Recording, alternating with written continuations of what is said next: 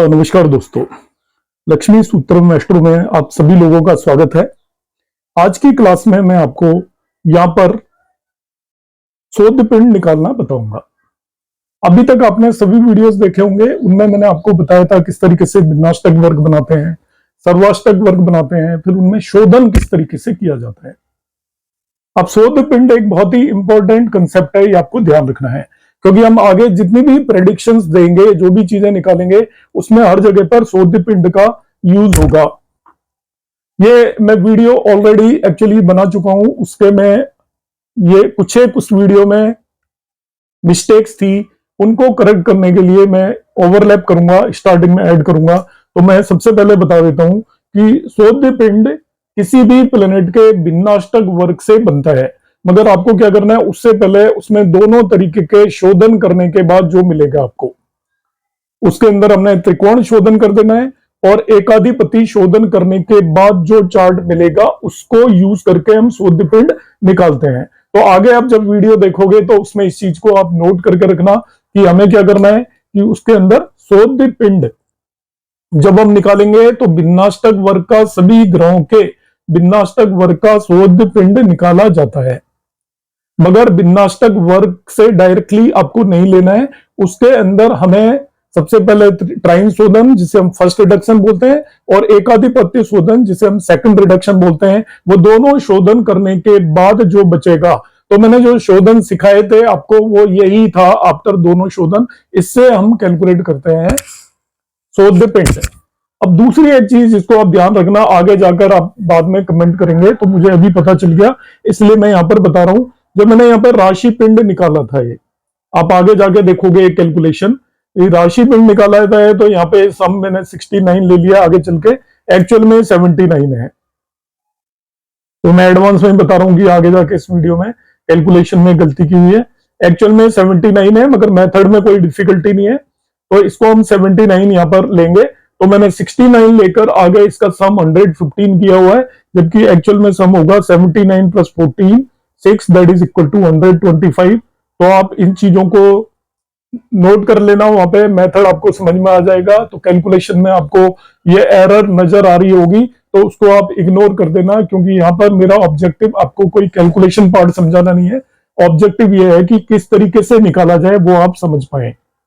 Hopefully आप इसको आगे को वीडियो को पूरा देखिए, तो वहां पे ये मैं पूरा मेथड एक्सप्लेन किया है, आपको आसानी से समझ में आएगा। केवल दो चीजें मैं वहां पर बताना भूल गया था जो मैंने ऐड किए हैं, तो फिर से रिपीट कर देता हूं कि भिन्नाष्टक वर्ग से निकलता है, मगर भिन्नाष्टक वर्ग का सबसे पहले आपको शोधन कर लेने हैं दोनों, और इस शोधन करने के बाद हम शोध पिंड निकालते हैं। कैलकुलेशन का पार्ट आप आगे समझ लेना। जब राशि पिंड मैंने जहां निकलवाया है वहां पे इसका सम 69 नहीं होगा, वो 79 होगा। इस चीज को बस आप नोट कर लेना, बाकी मेथड आप आगे वीडियो देखिए, आपको समझ में आ जाएगा। हेलो, वेलकम दोस्तों, आप सभी का मेरे एस्ट्रोलॉजी चैनल लक्ष्मी सूत्रम एस्ट्रो में स्वागत है। आपने यदि अभी तक चैनल सब्सक्राइब नहीं किया है तो इसे सब्सक्राइब कर लें। वैदिक एस्ट्रोलॉजी के कंप्लीट वीडियोस इस पर अवेलेबल होंगे, आपको कहीं किसी भी तरह की मदद की जरूरत नहीं होगी। सब कुछ यहाँ पर इसी चैनल पर आपको मिलेगा। आने वाले टाइम पर मैं आपको पूरी केपी एस्ट्रोलॉजी और भृगु नंदी नाड़ी एस्ट्रोलॉजी भी इसी चैनल पर सिखाऊंगा। बस आप मेरे साथ बने रहें, और जो भी वीडियोस आते हैं उन्हें आप देखते रहें। आपको पूरा कंप्लीट पैकेज यहाँ पर मिलेगा, और मैं मैन्युअली ये सभी इसलिए कर रहा हूं जिससे कि आप इन्हें कैलकुलेट आराम से कर पाए। कई बार कंप्यूटर पर या उसमें वर्ड्स बहुत छोटे होते हैं, क्लियर दिखाई नहीं देते, समझ में आने में डिफिकल्टी होती है, इसलिए इस सब मैथमेटिकल कैलकुलेशन को मैं आपके सामने कर रहा हूं। आपको कुछ भी समझ में ना आए तो कमेंट बॉक्स में कमेंट डालिएगा, या मेरे मोबाइल नंबर पर आप व्हाट्सएप मैसेज भेज सकते हैं, तो मैं आपको रिप्लाई करूंगा। आज जो मेरा टॉपिक है वो है शोध पिंड निकालना।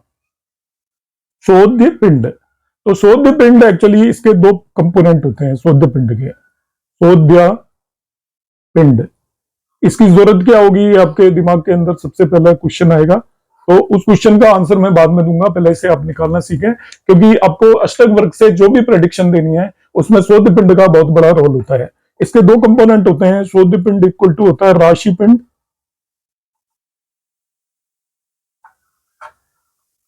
प्लस ग्रह पिंड।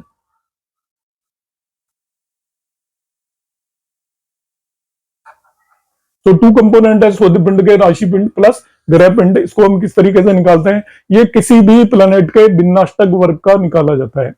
आपके 7 प्लेनेट है और लग्न है, उन सभी का भिन्नाष्टक वर्ग कैसे बनाते हैं वो मैंने आपको सिखाया था।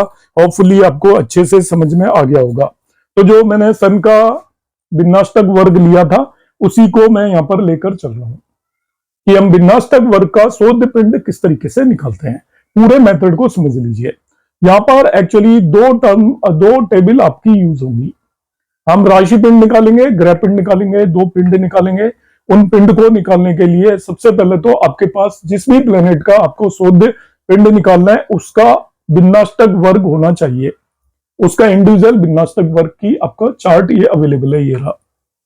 दूसरा हमें यहाँ पर क्या पता होना चाहिए, एक टेबल आती है जो आपको लर्न नहीं करनी, इसको हम बोलते हैं राशि गुणाकार। ये आपको अष्टक वर्ग की किसी भी बुक के अंदर अवेलेबल हो जाएगी। राशि गुणाकार ये फिक्स है। ऐसे ही वहीं पे एक टेबल मिलेगी जिसे बोलते हैं ग्रह गुणाकार। तो राशि गुणाकार और ग्रह गुणाकार की दो टेबल आपकी होती है, उनकी जरूरत पड़ेगी। तो किस किस मटेरियल की जरूरत है आपको शोध पिंड निकालने के लिए? एक जिस भी प्लेनेट का शोध पिंड निकालना है उसका भिन्नाष्टक वर्ग। मैं यहाँ पर सन का शोध पिंड निकाल रहा हूं और ये सन का मैंने भिन्नाष्टक वर्ग आपको जो एक्सप्लेन किया था भिन्नाष्टक वर्ग के वीडियो में, वहां पे आप जाके देख सकते हैं किस तरीके से निकाला था, वही भिन्नाष्टक वर्ग है। इसका मैं शोध पिंड निकालने के लिए एक मेरे पास मैंने राशि गुणाकार लिया और दूसरा मैंने ग्रह गुणाकार ले लिया। इसका मतलब क्या है राशि गुणाकार ग्रह गुणाकार का, और हम इनका किस तरीके से एप्लीकेशन करेंगे। तो दोस्तों करना क्या है आपको कि जो हमने यहाँ पे मैंने एक यहाँ पे लिखा है 3 कॉलम बनाए हैं राशि, ये 2 कॉलम को मैंने छोड़ दिया है। यहाँ पे 3 कॉलम ग्रह के लिए बनाए हैं। यहाँ मैं आपको राशि पिंड निकालना सिखाऊंगा। ये मैंने राशियां लिख दी हैं 1 2 3 4 5 नंबर लिखा है, मतलब ये एरी साइन है, ये टॉरस है, ये जेमिनाइन है। इस तरीके से ये पाइसेस साइन तक 12 राशियां लिख दी हैं। अब यहाँ पर इस कुंडली के अंदर हमें किस तरीके से यूज करना है, ये गुणाकार लिखे हुए हैं यहाँ पर। तो यहां पर आप देखिए पाइस, सबसे पहले एरीज साइन के अंदर आपको कितने पॉइंट मिले हुए हैं बिंदु इसमें भिन्नाष्टक वर्ग में, उन्हें यहां पे नोट करेंगे। तो 1 पॉइंट मिला हुआ है, 1 नोट किया और उसको ये जो राशि गुणाकार है उससे मल्टीप्लाई कर देना है। एरीज साइन के पॉइंट को एरीज साइन के राशि गुणाकार से मल्टीप्लाई करने पर जो मिलेगा उसे यहां लिख दीजिए। अब दूसरा आपका जैसे टॉरस साइन है, तो टॉरस साइन में 2 पॉइंट मिले हुए हैं तो 2 लिखा, और टॉरस साइन में जो राशि गुणाकार 10 दिया है उसको मल्टीप्लाई किया और टोटल जो है उसे हमने यहां पर लिख दिया 20। थर्ड वन जेमिनाइन साइन के अंदर 0 है, तो 0 जब होता है तो उसे आप मल्टीप्लाई ना भी करें तो चलेगा, क्योंकि 0 को हम किसी भी से भी मल्टीप्लाई करेंगे। ये राशि गुणाकार है जेमिनाइन साइन का, तो 0 ही आएगा। 4 साइन में भी 0 है, 4 साइन मतलब कैंसर में, तो 0 है, उसका राशि गुणाकार 4 है। यहाँ पे 0 से मल्टीप्लाई नहीं भी करोगे तो चलेगा। ऐसे 5 साइन में देखते हैं 2 है, और 5 साइन का राशि गुणाकार लियो का 10 है, तो उसको 10 से मल्टीप्लाई करेंगे 20 आ गया। 6 साइन में भी 0 है, तो 6 0 वाले को नहीं भी मल्टीप्लाई करोगे, मैं केवल आपको दिखाने के लिए बता रहा हूं कि 0 के जगह कुछ और होता तो हमें मल्टीप्लाई करना ही था। फिर 7 साइन के अंदर यहां पर देखिए 0 है, फर्दर राशि गुणाकार 7 साइन का 7 है, तो ये फिर 0 आया। 8 साइन के अंदर यहां पर 1 है, तो 1 और राशि गुणाकार 8 साइन का 8 है, यहां पर देखिए ये 8 है, तो इसको 8 से मल्टीप्लाई कर दिया, 8 आ गया। 9 साइन के अंदर यहां पे फिर से 0 है और राशि गुणाकार उसका 9 है, फिर हमने मल्टीप्लाई किया 0 आ गया। 10 साइन के अंदर यहां पे फिर 0 है और राशि गुणाकार उसका 5 है, तो ये 0 आएगा। 11 साइन के अंदर यहां पे फिर 0 है और राशि गुणाकार उसका 11 है, फिर 0 आएगा। और 12 साइन के अंदर यहाँ पे 2 है, उसका राशि गुणाकार 12 है, तो 24 आएगा। तो ये आपको आराम से समझ में आ गया होगा। अब जो भी ये पॉइंट आ रहे हैं इन्हें आप जस्ट ऐड कर दो, यहाँ पे जो भी आए इन्हें ऐड कर दो, तो ये आ जाएगा 42 62 69। ये 69 आपका राशि पिंड आ गया। कितना आसान है देखिए। तो मैं फिर से रिपीट कर रहा हूं, आपको करना कुछ भी नहीं है। इसके भिन्नाष्टक वर्ग में जिस राशि को जितने पॉइंट मिले हैं, बिंदु मिले हैं, उन्हें राशि गुणाकार से मल्टीप्लाई कर देना है। सभी राशियों के केस में फिर उसे ऐड कर देना है, दैट्स ऑल। इस तरीके से हम राशि पिंड निकाल लेंगे। अब यहां पे ग्रह पिंड भी ऐसे निकालना है। ये मैं राशियों का नंबर लिख रहा हूं, ध्यान रखना है।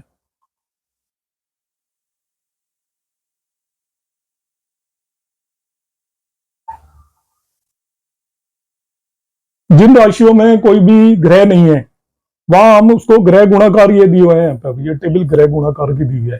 तो ग्रह गुणाकार की टेबल का हम यूज करेंगे केवल जहां ग्रह है उन्हीं की पॉइंट को मल्टीप्लाई करना है बस आपको। जैसे यहाँ पे देखिए वन राशि के अंदर कोई भी पॉइंट नहीं है, वो ग्रह नहीं है, तो वन राशि के अंदर कोई भी ग्रह नहीं है, तो वन जो आ रहा है उसको 0 से मल्टीप्लाई करना है बस।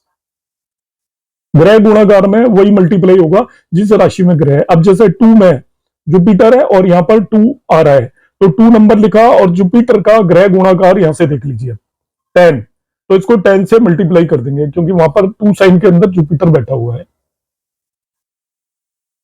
20 हो गया। 3 साइन के अंदर 0 है और ग्रह भी कोई नहीं है, केतु को नहीं मानते तो 0 ही आएगा। 4 साइन के अंदर देखिए 0 है, मगर सैटर्न बैठा हुआ है, तो वैसे 0 को किसी से भी मल्टीप्लाई नहीं करने की जरूरत होती, मगर फिर भी मैं आपको तरीका बता रहा हूं। यहाँ पे कुछ होता तो हम सैटर्न के जो भी पॉइंट हैं ग्रह गुणाकार के उससे मल्टीप्लाई करते हैं, ये फिर 0 आ गया देखिए। फिर हम आ जाते हैं 5 साइन के अंदर 2 पॉइंट्स है और मार्स बैठा हुआ है, तो मार्स के लिए ग्रह गुणाकार 8 है, तो 8 से मल्टीप्लाई कर देंगे, ये 16 हो गया।